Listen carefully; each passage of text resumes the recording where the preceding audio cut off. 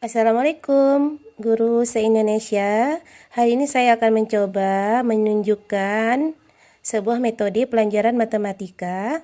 Ya, saya ingin membuat sebuah metode pembelajaran yang menyenangkan dan membuat anak tidak bosan, sehingga dia bersemangat untuk belajar matematika bersama kita.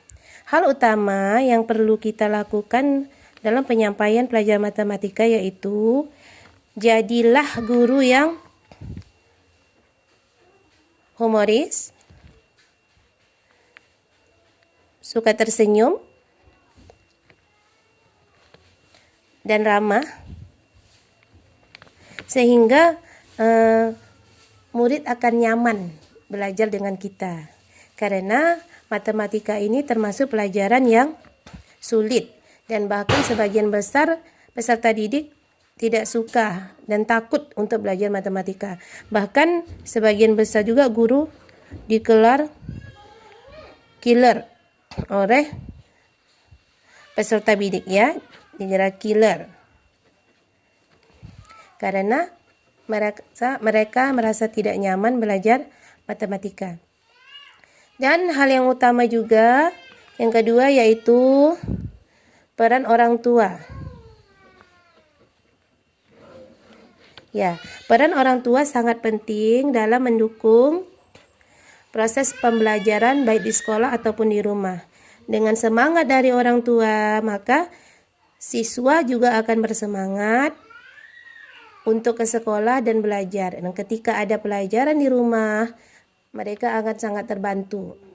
Jadi, tidak hanya guru yang berperan di sini, tetapi orang tua juga menjadi peran yang penting. Banyak metode yang dapat digunakan dalam menyampaikan pelajaran. Namun kita juga harus menggunakan metode yang pas atau yang cocok terhadap materi tersebut, sehingga materi yang kita sampaikan benar-benar dimengerti oleh peserta didik. Di sini saya akan menyampaikan materi pecahan, ya, pelajaran matematika materi pecahan. Bagi peserta didik yang belum pernah sama sekali mendengar materi pecahan, mereka akan bingung membayangkan seperti apa pecahan itu. Jadi kita bawa dulu dia mengerti benar apa itu pecahan. Sebagai contoh, dalam kehidupan sehari-hari, pecahan itu selalu ada. Ya, peserta didik selalu berhubungan dengan pecahan tanpa disadarinya. Sebagai salah satu contoh, ketika dia membawa piring, mungkin kakinya terpeleset dan piringnya pecah. Ya, sesuatu yang utuh menjadi beberapa bagian seperti itu. Kita bisa juga membawa dia ke masa permainannya, ya, seperti ini permainan pecah piring atau pecah 1000. Tergantung daerah masing-masing cara penyebutan permainan ini. Dicari benda yang besar-besar, kemudian pecahan-pecahan kecil disusun seperti itu. Setelah mereka memahami apa itu pecahan, barulah kita menyampaikan sedikit materi pecahan sebelum saya ke metode permainan tepungnya. Metode pecahan bisa juga biasanya kita juga bisa menggambar di papan tulis atau menyuruh peserta didik juga menggambar di bukunya, seperti gambar lingkaran, gambar persegi panjang seperti ini, dan dengan dibuat menjadi bagian-bagian yang sama besar. Ya, tapi kali ini saya ingin menggunakan metode yang dapat bersentuhan langsung dengan peserta didik. Jadi dia bisa merasakan dan membuat langsung tentang pecahan tersebut, dan dia bisa membuat soal tentang pecahan dan menyelesaikan persoalannya. Kemudian kita memberikan materi sedikit dulu, pemahaman seperti apa pecahan dalam bentuk angka seperti ini. Kita buat dulu contoh pecahan 1/8, ya. kita harus memberi pemahaman dulu bahwa yang di atas ini namanya pembilang dan di bawah namanya penyebut. Dan garis di tengah ini namanya per. Jadi 1/8 itu cara menyebutnya. Yang di atas pembilang, yang di bawah penyebut. Jadi bilang sebut, bilang sebut, bilang sebut. Ya, seperti itu. Setelah mereka paham tentang sedikit materi ini, setelah ini barulah kita masuk ke metode pembelajaran dengan menggunakan tepung seperti ini atau plastisine ya. Tepung ini akan menjadi media pembelajarannya. Tentu saja peserta didik akan sangat suka karena memang anak-anak suka dengan permainan seperti ini. Kita juga bisa menggunakan yang sudah jadi ya, plastisine yang bisa dibeli di toko-toko. Yang pertama saya ambil sebuah adonan dulu ya, berwarna hijau seperti ini. Saya buat sebuah lingkaran.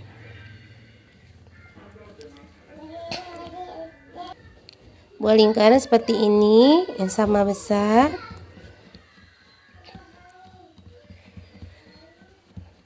Masing-masing peserta kita kasih adonan seperti ini. Dan serentak ya, sama kita harus membuat lingkaran dulu. Karena kita akan memberikan pemahaman terlebih dahulu. Jadi harus sama dulu. Ya, gambarnya harus sama, adonannya bentuknya harus sama dulu seperti ini. Ya. Seperti ini. Kemudian kita ambil sebuah lidi. Sebuah lidi bisa seperti ini. Karena tadi contohnya saya buat 1/8, maka kita buat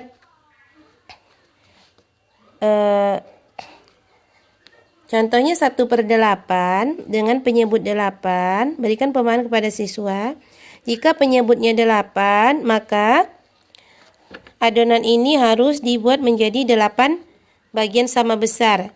Jika adonan nanti persoalannya misalnya 1/6 atau 2/5, maka lihat penyebutnya. Jika penyebutnya 6, maka buat adonannya menjadi 6 bagian. Jika penyebutnya 5, maka buat adonannya menjadi 5 bagian sama besar. Sini saya pakai 1/8. Contoh mudah dulu, kita bagi menjadi 8 bagian sama besar seperti ini. Contohkan peserta didik cara membaginya.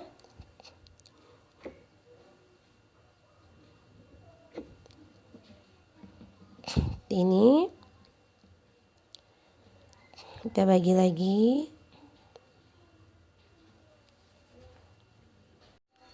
Setelah kita bagi adonannya menjadi 8 bagian seperti ini, kita bisa beri motif ya, atau gambar-gambar ini.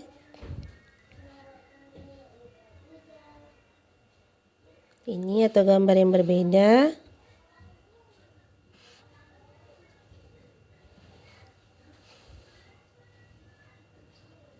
Ya, seperti ini. Ya. Dengan gambar-gambar seperti ini, peserta didik akan lebih tertarik lagi. Sekarang kita beri contoh kembali ke soal. 1/8 berarti 1 bagian dari 8 bagian yang ada. Jadi kita bisa memberi pertanyaan kepada peserta didik. Coba sebutkan berapa bagian adonan atau bentuk bulat ini yang tanpa motif atau tanpa gambar. Maka dia akan menyebut 1. Ya, yang belum mengerti pasti akan menyebut 1. Maka kita harus berikan pemahaman kembali. Karena adonan ini sudah kita bagi 8, maka kita menyebutnya 1/8.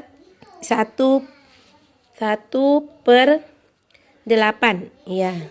1/8. 1 dari 8 bagian. 1 2 3 4 5 6, 7, 8. Jadi 1 dari 8 bagian. Sekarang kita beri lagi pertanyaan, ada berapa bagian yang motifnya titik-titik? Ya, motif titik-titik, maka mereka akan menyebut ketika di soal pertama sudah memahami, maka di soal kedua mereka akan paham, sebagian besar akan paham bahwasanya 1, 2, 3, 4.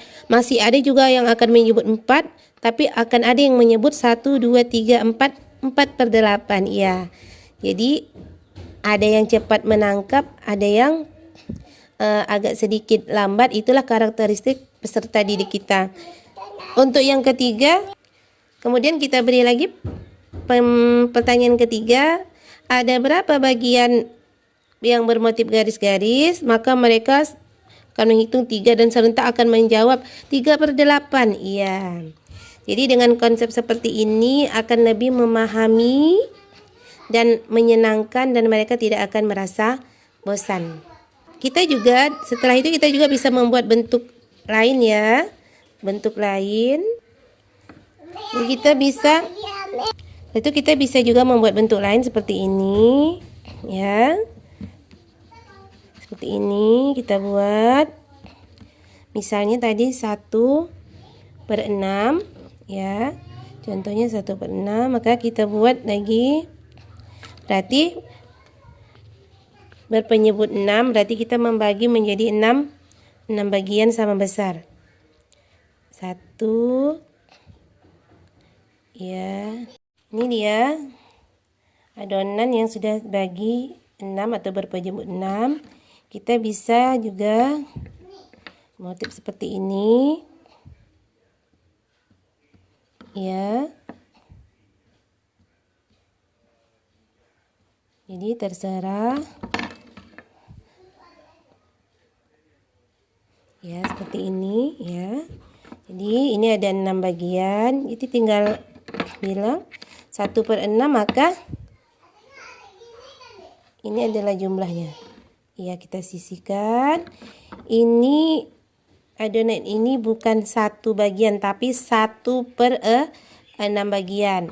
Kita bisa memberikan contoh jika 1/6 bagian ini sudah saya berikan kepada Andi, berapa sisa bagian yang ada, maka mereka menyebut 1, 2, 3, 4, 5 6 bagian. Jadi sangat mudah kan menyampaikannya. Untuk menambah keceriaan kita ya, menyenangkan, kita bisa juga lagi menggunakan dengan warna yang berbeda seperti ini. Kita buat lagi. Sekarang lingkarannya saya buat seperti donat seperti ini. Kita bisa membaginya misalnya berpenyebut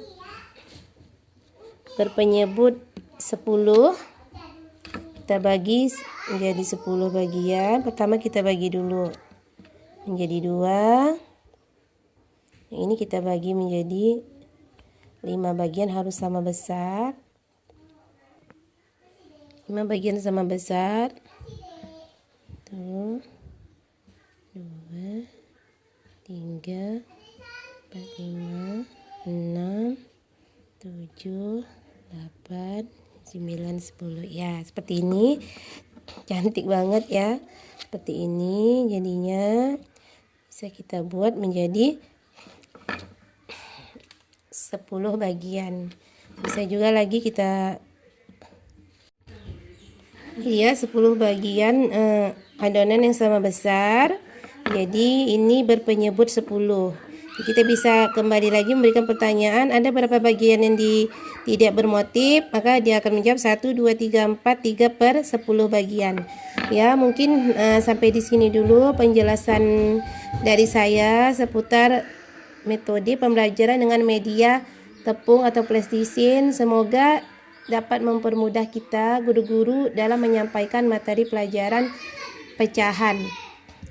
Ya, saya akhiri dengan Assalamualaikum warahmatullahi wabarakatuh.